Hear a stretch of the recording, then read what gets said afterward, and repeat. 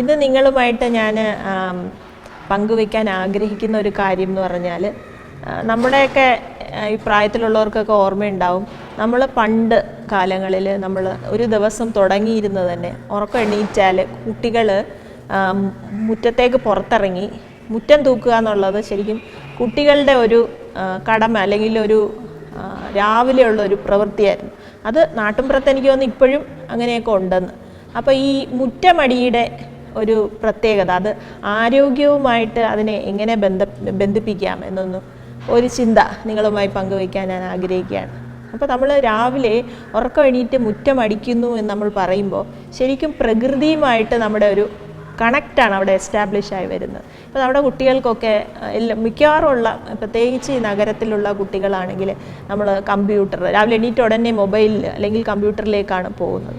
അപ്പോൾ നമ്മളെ വീട് അല്ലെങ്കിൽ നമ്മളെ ഒരു പ്രകൃതിയുമായിട്ടുള്ള നമ്മളൊരു ഡിസ്കണക്റ്റ് വന്നിരിക്കുകയാണ്.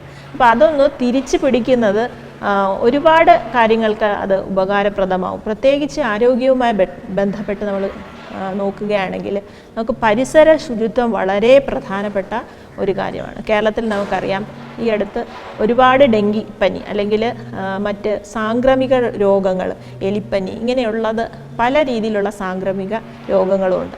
ഇതെല്ലാം തടയുന്നതിന് ശരിക്കും പരിസര ശുചിത്വം ഒരു വളരെ പ്രധാനപ്പെട്ട ഒരു കാര്യമാണ്. അപ്പം രാവിലെ തന്നെ നമ്മൾ പുറത്തിറങ്ങി നമ്മുടെ പരിസരം വൃത്തിയാക്കാനുള്ള ഒരു അവസരമാണ് ഈ മുറ്റമടി എന്ന് പറയുന്നത്.